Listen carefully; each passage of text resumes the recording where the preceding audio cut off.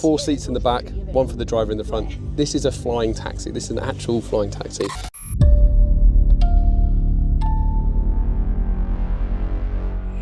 A car just launched in China that splits in half mid-trip, sends the top half flying through the air, and drives the bottom half to a charging station on its own. China launches next-gen flying vehicle that will change everything. The promise. America kept breaking. Here's a number that'll mess with your head a little. America's been promising flying cars since 1917. That's 109 years of concept art, magazine covers, investor decks, and 0 actual products you could buy. In 2012, a Massachusetts company called Terrafugia pulled off a real test flight, an actual flying car in the actual sky. That same year, Tesla launched the Model S. But somebody was paying very close attention. While America's best engineers were busy making cars electric, China was asking a completely different question. Not how do we clean up the car, but how do we get it off the road entirely? And while Western companies were burning through billions in funding, filing for bankruptcy, and waiting on regulators, China was out there actually building the thing. So, what exactly did they build? Let's get into it.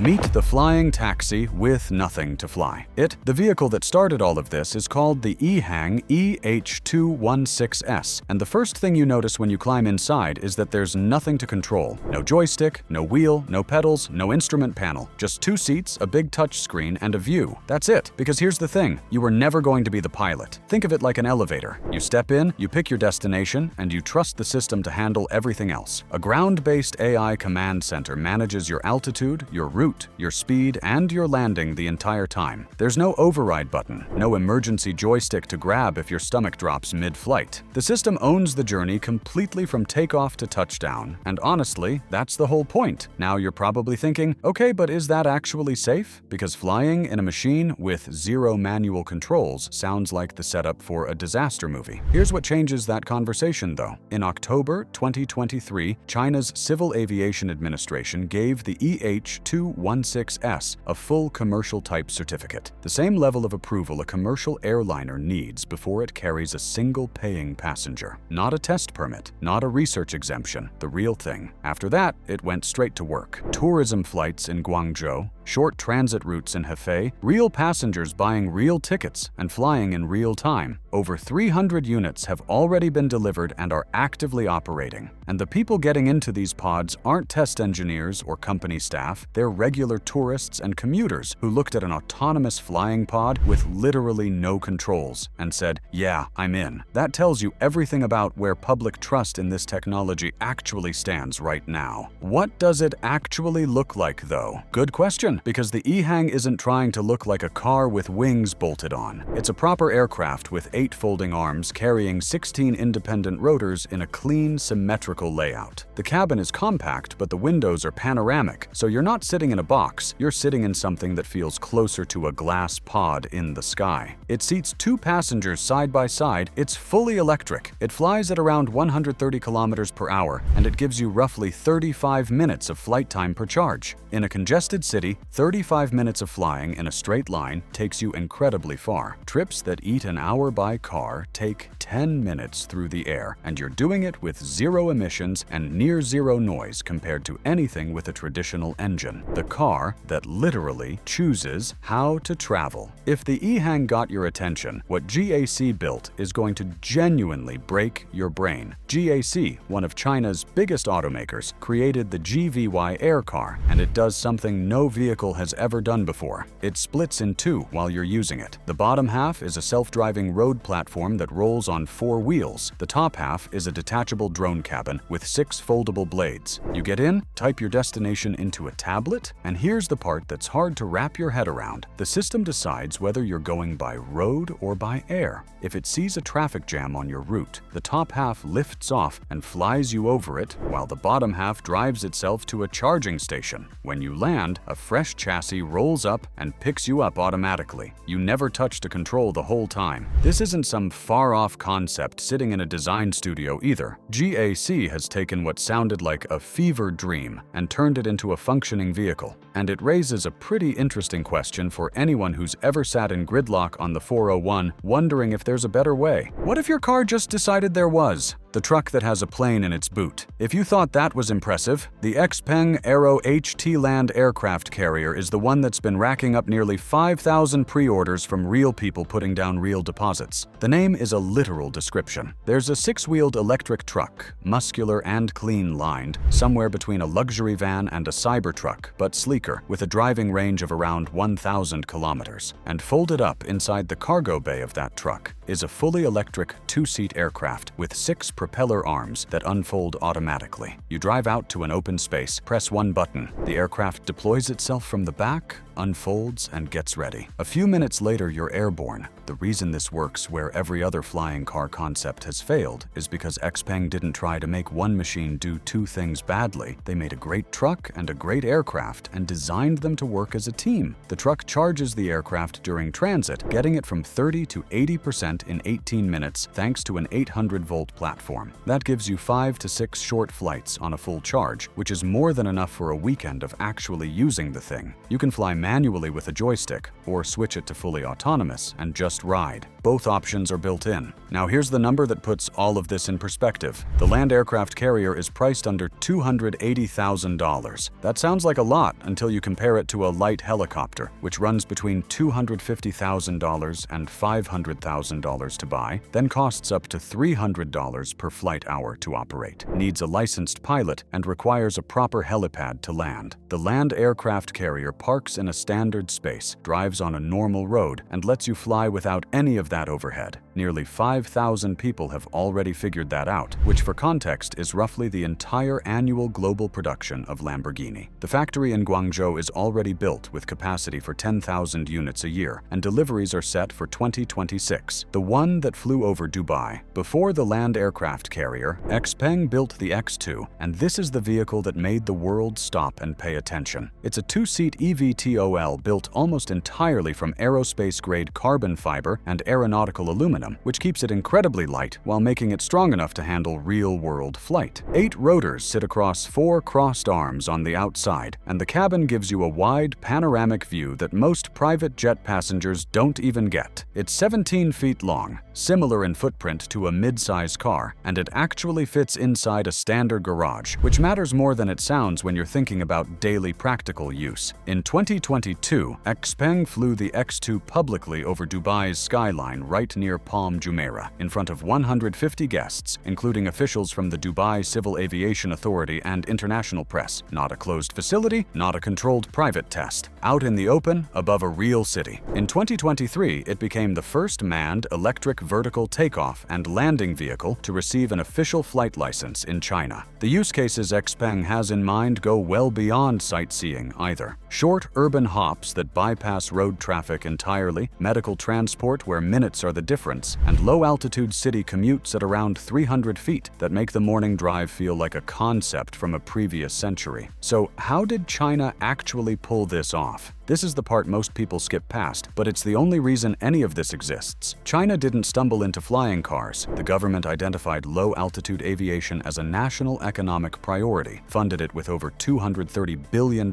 in investment, and built the regulatory framework alongside the aircraft instead of making companies wait years for rules that didn't exist yet. More than 30 eVTOL companies were scaling simultaneously inside China, not competing over the same slice of market, but generating dozens of parallel streams of engineering progress that fed back into the same ecosystem. Carbon fiber manufacturing scaled to costs Western aerospace companies can't match. Battery cell production ran at volumes that pushed unit prices down year after year, and autonomous flight software was developed inside a regulatory environment that actively allowed real-world testing over populated areas, generating flight data that Western companies are legally prevented from collecting at the same scale. Compare that to the US, where Joby Aviation and Archer have been navigating FAA certification since the early 2020s and still aren't carrying paying passengers today. The FAA moves carefully, and that's not a criticism. It's just a fact that rewriting airspace rules for a new category of vehicle takes time. China didn't wait. It built the rulebook at the same time it built the aircraft, and that head start is now measured in years, not months. And it's only getting bigger. In February 2026, a Chinese company called Autoflight unveiled the Matrix, 5 tons of aircraft, a wingspan of 66 feet, wider than 3 highway lanes side by side, 10 passengers, fully electric, and the largest eVTOL ever built anywhere in the world. Not a render, not an animation.